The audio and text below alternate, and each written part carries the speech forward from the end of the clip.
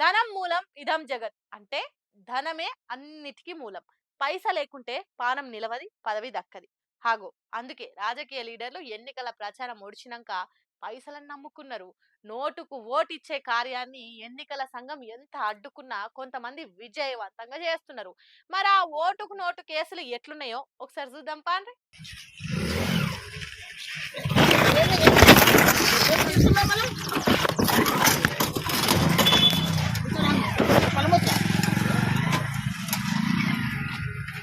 పైసలు వంచుతుంటే వీడియో తీస్తావా?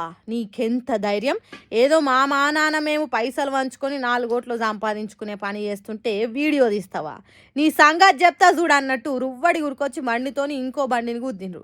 పాపం ఇటు దిక్కు పక్క బండి మీద ఉన్నది కాలు చేతులు మంచిగా లేని మనిషి అట. కింద పడితే దెబ్బలు దాకి దావఖానా పాలైండట. వనపర్తి జిల్లా ఆత్మకూరు మున్సిపాలిటీలో జరిగింది ఈ ఓటుకు నోటు కేసు. ఇక గిజ్జుడుండ్రి. చెప్పులు కొత్త చెప్పులకు 25,000, దెబ్బకు 10,000, మొత్తం 50,000. 50,000 ఇస్తే పెట్టుకోండి.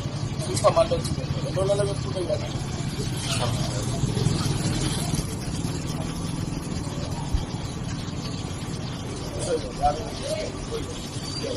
సరేనా? మాజీ ఎమ్మెల్యే జగ్గారెడ్డి సారు రోడ్డు మీద పోతుంటే చెప్పులు కుట్టుకునే మనిషిగా అనిపించి బండి ఆపి తను బాగుపడేతానికి 50,000 చేతిలో పెట్టిండు.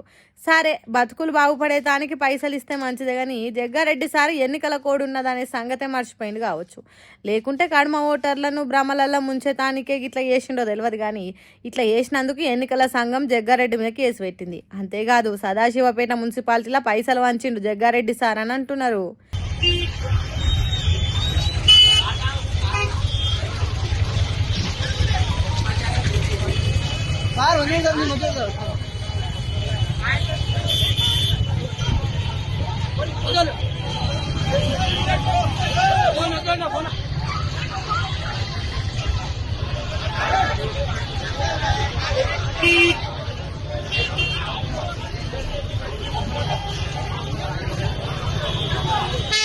మెదక్ మున్సిపాలిటీ ఎన్నికలలో ఎమ్మెల్యే మైనంపల్లి రోహిత్ పైసలు వంచుతుంటే అక్కడి జనం అడ్డుకున్నారట.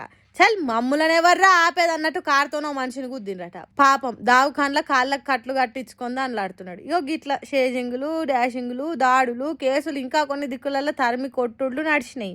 ఇవాళనే ఆఖరి రోజు కాబట్టి పైసలు సంచుల కొద్ది వంచుతున్నారు. ఓటర్లను నోటు ఇచ్చి తమ దిక్కు తిప్పుకునే పని జోరుగా చేస్తున్నారు. దాంట్లో ఒక దిక్కు పార్టీ వెనుక పడ్డది, ఇంకో పార్టీ ముందున్నది అన్నట్టు ఏం లేదు. కాకపోతే అధికారంలో ఉన్న పార్టీ కాసింత ఎక్కువ చేస్తున్నదని అంటున్నారు. ఈ కార్యాలు చూస్తుంటే రాబోయే కాలంలో ఎన్నికల ప్రచారాలు ప్రజల బతుకులు బాగు చేస్తామని చెప్పడాలు ఉండకుండా పైసలు వంచుడు పోటీలే జరుగుతట్టున్నాయి ముందు ముందు. అట్లున్నాయి మన దేశంలో ఎన్నికల తీరు అని గులుక్కుంటున్నారట పట్నాల పబ్లిక్. మొన్న నడుమ పవర్ స్టార్ పవన్ కళ్యాణ్ ను దిష్టి కళ్యాణ్ అని పేరు మార్చిండు కదా పిసిసి అధ్యక్షుడు మహేష్ కుమార్ గౌడ్ సారు. హీగో ఇప్పుడు అదే బాటలో నడుస్తున్నాడు ఎమ్మెల్యే అనిరుద్ సారు. పవన్ కళ్యాణ్ కు ఓ కొత్త స్టార్ దాలిగిచ్చిండు. అదేందో చూడండి. Monthly package star Pawan star అని పేరు తెచ్చుకున్నాడు. అబ్బా ఎంత మాట అంటివి సారు పవన్ కళ్యాణ్. ఒకప్పుడు కమ్యూనిజం, తర్వాత బహుజనవాదం, ఇప్పుడు సనాతన ధర్మాన్ని నెత్తికెత్తుకొని సాగిపోతుంటే అట్లెట్లా అంటే సారు? నెల నెల ప్యాకేజీలు తెచ్చుకున్నాడు కాబట్టి తను ప్యాకేజ్ స్టార్గా ఎదిగిందని ఎట్లా అనబుద్ధి అయింది సారు? అసలు ఈ ప్యాకేజ్ స్టార్ కాన్సెప్ట్ ఏంటిదో ఒకసారి వివరంగా ఇప్పి చెప్పుండ్రి. ఈ యాక్టర్స్ ఎట్లుంటారు, ప్రొడ్యూసర్స్ కోసం వెతుకుతుంటారు. అంటే ప్రొడ్యూసర్స్ పైసలు పెడితే యాక్టింగ్ చేస్తారు. 2019 లో వితౌట్ ప్రొడ్యూసర్ పోయినాడు, ఒక సీట్ గెలవలేదు. దాని తర్వాత 2024 లో ఒక ప్రొడ్యూసర్ చంద్రబాబు నాయుడుని వెతుకున్నాడు, కో ప్రొడ్యూసర్ లోకేష్ ని వెతుకున్నాడు, గెలిచిండు. మళ్ళీ ఇప్పుడు ఏం చేసిండు, అక్కడ అయిపోయింది. Monthly package star Pawan star అని పేరు తెచ్చుకున్నాడు. ఇప్పుడు నాకు అది సరిపోతలేదు, నా కుటుంబం పెద్దది, ఎట్లా అని చెప్తే ఇప్పుడు కొత్త ప్రొడ్యూసర్ ని వెతుకున్నాడు. ఆయన పేరు మోడీ. ఆ మోడీ ప్రొడక్షన్ లో ఇప్పుడు తెలంగాణకు రావాలని అనుకుంటున్నాడు. హాగో అట్లా మంత్లీ ప్యాకేజ్ స్టార్ అయిందట.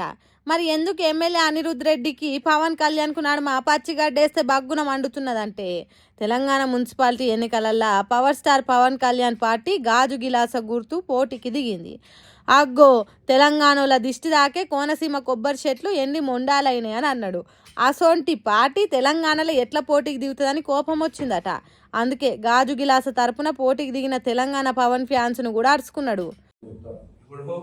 పవన్ కళ్యాణ్ ఏమన్నాడు, నరదిష్టి తెలంగాణ వాళ్ళని అన్నాడు. నిలబడేటోళ్ళకి సిగ్గుండాలి. తెలంగాణ ప్రజలని మనని అందరిని నరదిష్టి మన కళ్ళు మంచి కాదన్న ఆయన పార్టీ నుంచి నిలబడ్డారంటే ఇక మీరు అర్థం చేసుకొని. మరి అంతే కదా, తెలంగాణ వాళ్ళ కండ్లు మంచిగా కావన్న పవన్ కళ్యాణ్ జనసేన గాజు గిలాస గుర్తు మీద ఎట్లా నిలబడతారు? అభిమానం ఉంటే ఒక్క సినిమానే 4 సార్లు చూసి ఇట్లు చేయండి, కానీ తెలంగాణని తక్కువ చేసినట్టు మాట్లాడిన వాళ్ళను నెత్తిన పెట్టుకోకుండా అన్నట్టు చెప్పిండు. మరి అంతగానం తిట్టి తెలంగాణకు పవన్ కళ్యాణ్ ఎందుకు వస్తున్నాడంటే, తెలంగాణకి వచ్చిన తర్వాత మళ్ళా ఆంధ్రోల కన్ను మన తెలంగాణ పైన పడ్డది. మన భూముల రేట్లు ఎక్కున్నాయి, ఆంధ్ర భూముల రేట్లు తక్కున్నాయి. వాళ్ళు బెంగళూరు కర్ణాటక పోతే బతకలేరు. తెలంగాణ కోసం మనం అమాయకున్నాము. వాళ్ళు ఏమన్నా నరదిష్టాలు అన్నా కానీ మనం పడి వింటున్నాము. కాబట్టి మన దగ్గర కూర్చున్నాం. తెలంగాణ ప్రజలే దీని గురించి ఆలోచించాలని తెలియదు. కాబట్టి కర్రు కాల్చి వాతలు పెట్టాల్సింది ఓటర్లే, గాజు గ్లాసు చెక్కలు ముక్కలు అయ్యేటట్టు చేయాల్సింది తెలంగాణ ప్రజలే అన్నట్టు చెప్పిండు. సరే మంచిగానే ఉన్నది, కానీ ఈ తెలంగాణ సెంటిమెంట్తోని మున్సిపల్ ఎన్నికలలో ఓట్లు వేయించుకునే ఉపాయాలు వేయకుండా కాంగ్రెస్ సర్కార్ పబ్లిక్ చేస్తానన్న 6 గ్యారెంటీలు అమలయ్యేటట్టు చూడుండ్రి. సీఎం రేవంత్ రెడ్డి సార్కు ఎప్పటికీ గుర్తు చేసి ఎన్నికలలో ఇచ్చిన మాట నిలబెట్టుకునే పని చేయండి సార్లు అని అడుగుతున్నారు ఈ ముచ్చట తెలిసిన వాళ్ళు.